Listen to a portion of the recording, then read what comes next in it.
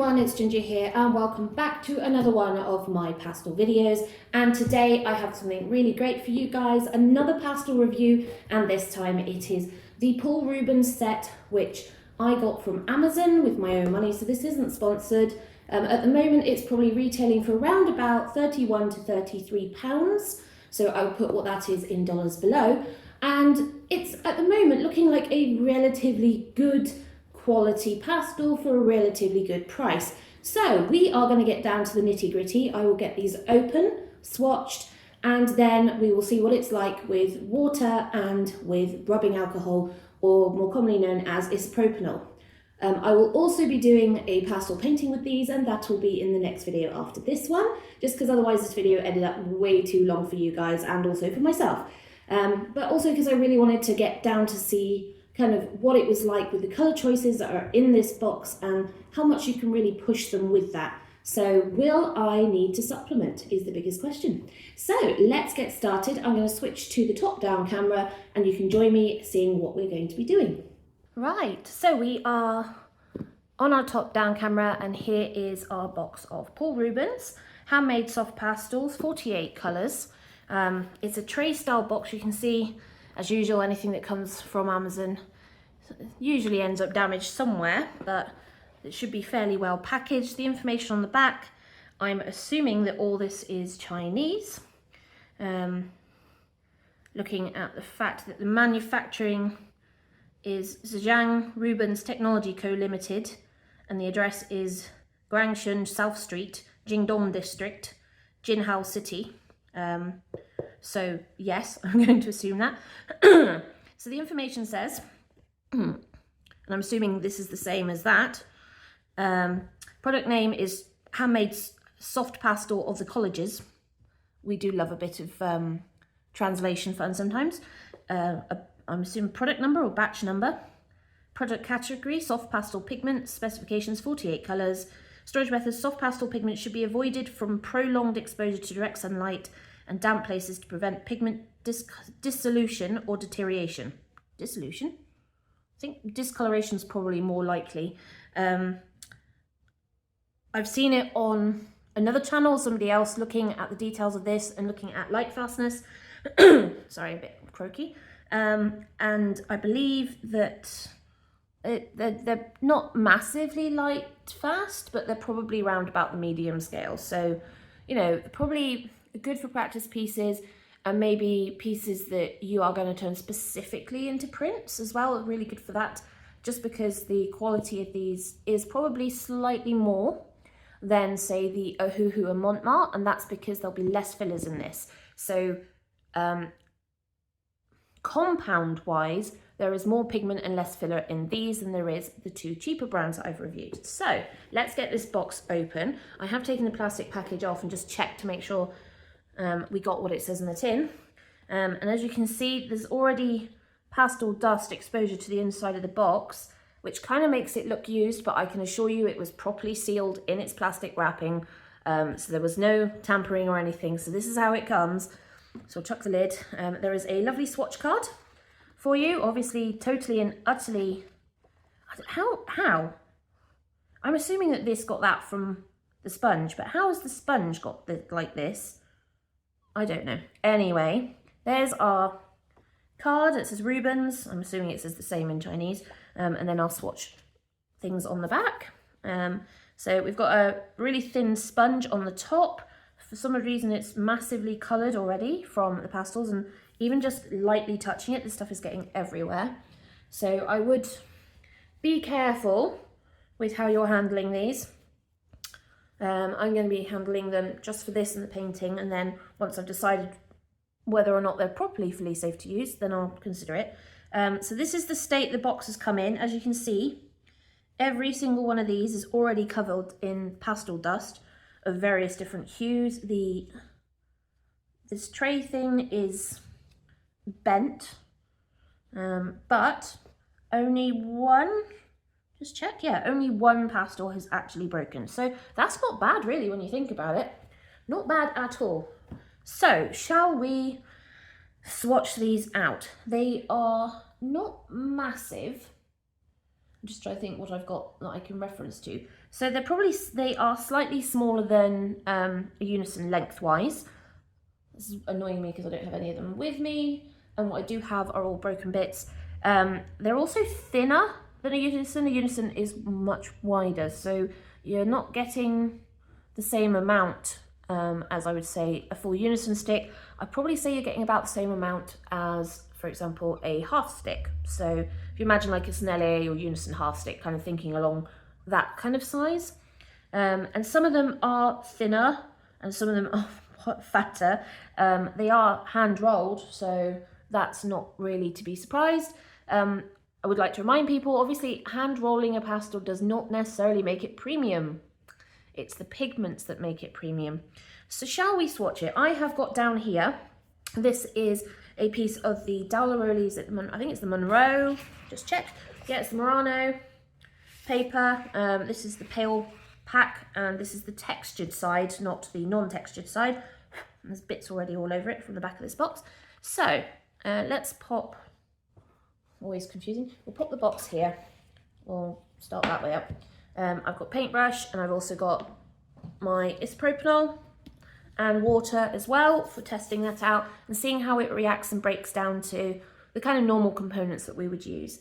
We'll start with white and work up. I will now speed this up so that you guys can see the swatch and not have to wait an hour for me to do that. Enjoy some lovely music.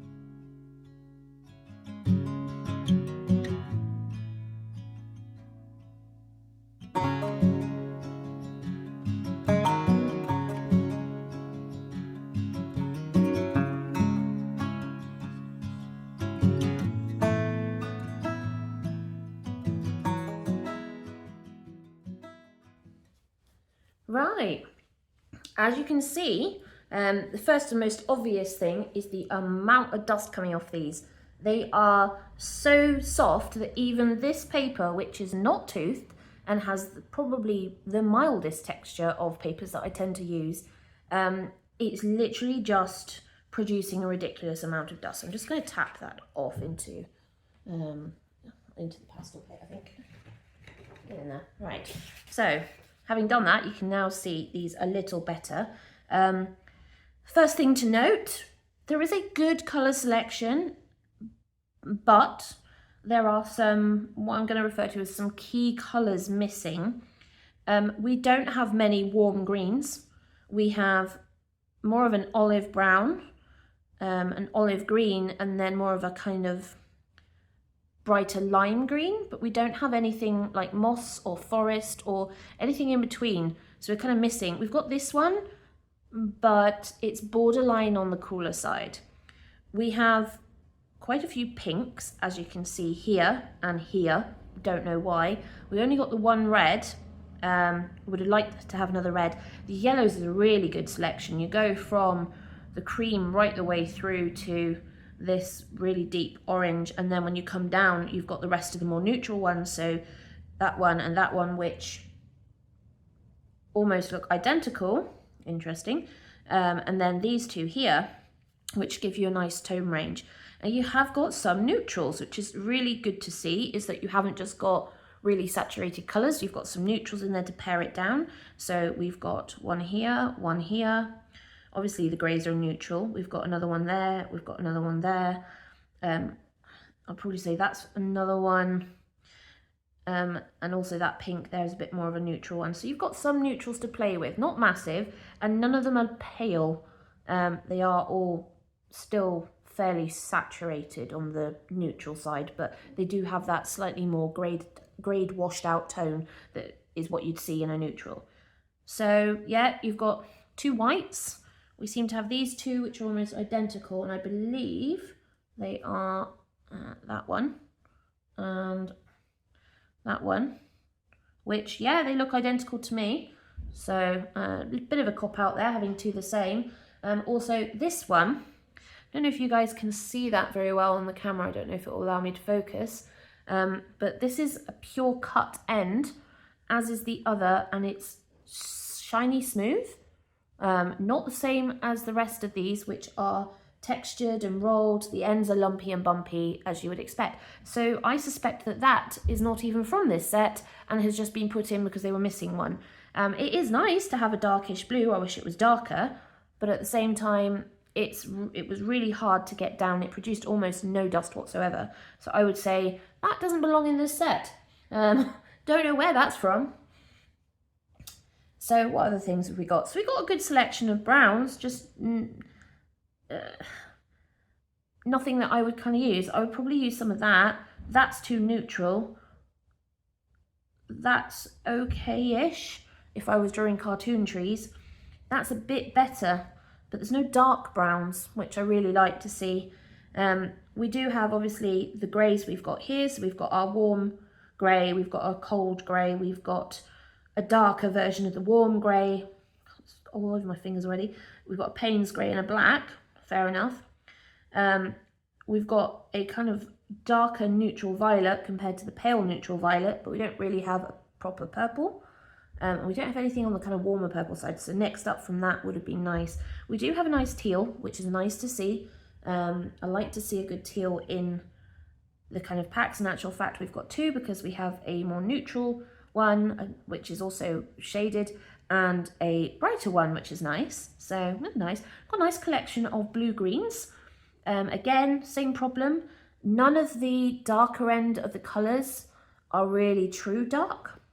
Like, I really like my dark blues, dark greens, dark blue greens for like my forest undercolour and shadowing, and there's none of that in this whatsoever, which is going to be fun later when I do this painting. So let's see about blendability. How far does one of these go? So we'll pick a nice blue, because I've got blue everywhere already. We're just going to pull it down. So it spreads fairly evenly on the paper without too much problem. And again, because it's so soft, and as you were seeing by my fingers earlier, it's just getting everywhere. So yes, it is going to blend out pretty well with limited problems. Really nice flat coverage there.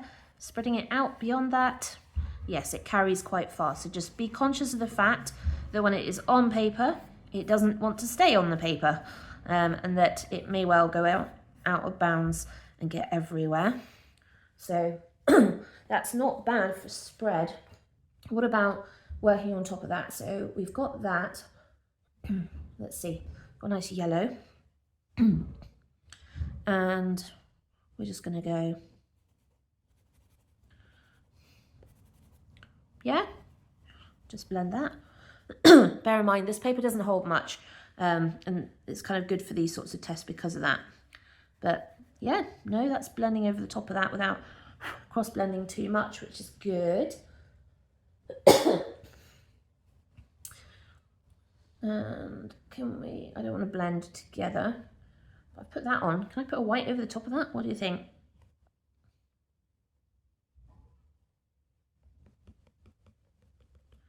Yeah, goes over that fairly well, no issues. Right, now we will see, this stuff is getting everywhere. Right, let us try something with a water test. So I want a really nice colour, and we've got this gorgeous red pink here. So we're gonna create a nice block here and a block there. So this will be our 2 tests.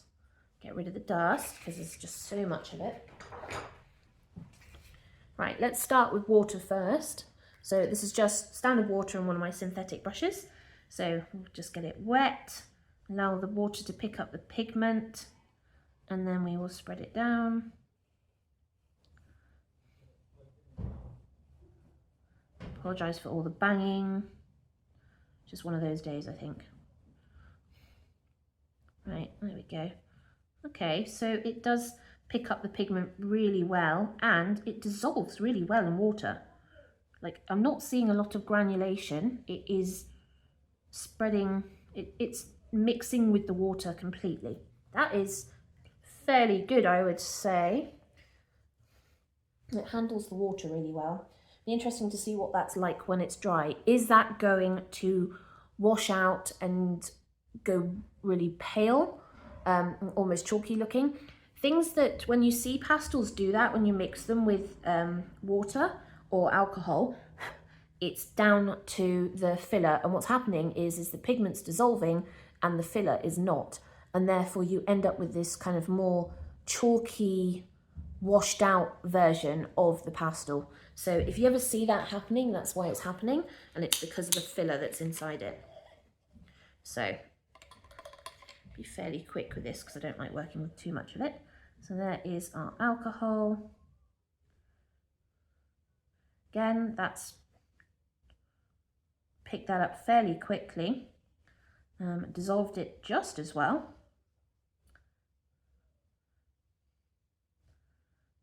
And it's done pretty well in dissolving that and bringing that down. Right. Wash the brush out and dry that out. Pop that to the side and put the lid back on the isopropyl before we all get very intoxicated. Right. That is drying fairly fast. As you can see here, where we've got tiny amounts of pigment at the end of the lines with water, but that's exactly what you want to see.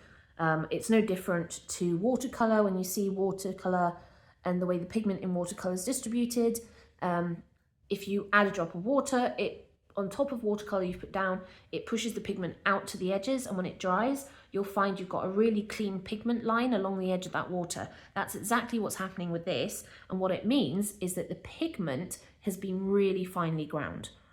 You can get the best results for your watercolour, for oil, and for pastels the finer you grind your pigment, but it's more in manufacturing in order to do that, because you have to go through multiple processes to actually refine it.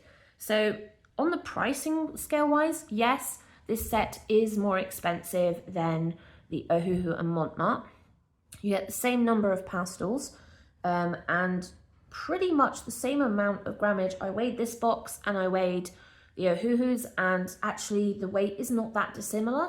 I think there was only about 7 grams out between the two. So that shows you the kind of weight of the pastels versus the cheaper ones and what you're kind of getting, which is a lot really when you think about it. So you can see this is, I'll put that in to block the light. The alcohol, though, evaporates quickly, tends to take longer to dry when it's embedded in the paper. But you can see from the water, there is no kind of granulation or powdery marks anywhere in any of this. It is very well spread out with the water. It is retaining quite a lot of its colour as well, actually. It's not that far between that and that. It's not that far off. And I suspect with the alcohol, it will either stay the same as this, or it will go slightly darker. Alcohol tends to do that with pigment. For some odd reason, it just tends to make the pigment slightly more saturated when you're using alcohol than when you're using water. And I think, again, that's partly to do with the solvent dissolving the filler along with the pigment, whereas water will not. Water and pigment will most of the time, depending on the pigment type, will dissolve, but the filler most of the time won't. So you end up with that marking I was talking about earlier. The alcohol obviously dissolves it better. So yeah, that is the colour range and the kind of general tests we've got going on here. This has pretty much turned out like I thought it was going to. They are as soft, if not softer, than a Unison, so probably more on par with Diane Townsend and Earthberry, Blue Earth, kind of those sort of pastels. The special sets of the half sticks of the Sennelier, they were like buttery soft ones rather than their more gritty standard ones, kind of along those lines. Now, the pigment in them is unbelievable. The pigment in these is pretty good too. So I would say when you think about the cost of pigment, and obviously pigment is more expensive than filler, so more expensive pastel means more pigment in it. And I would probably say it's definitely the case with these, is you are getting a lot of pigment in these very small sticks.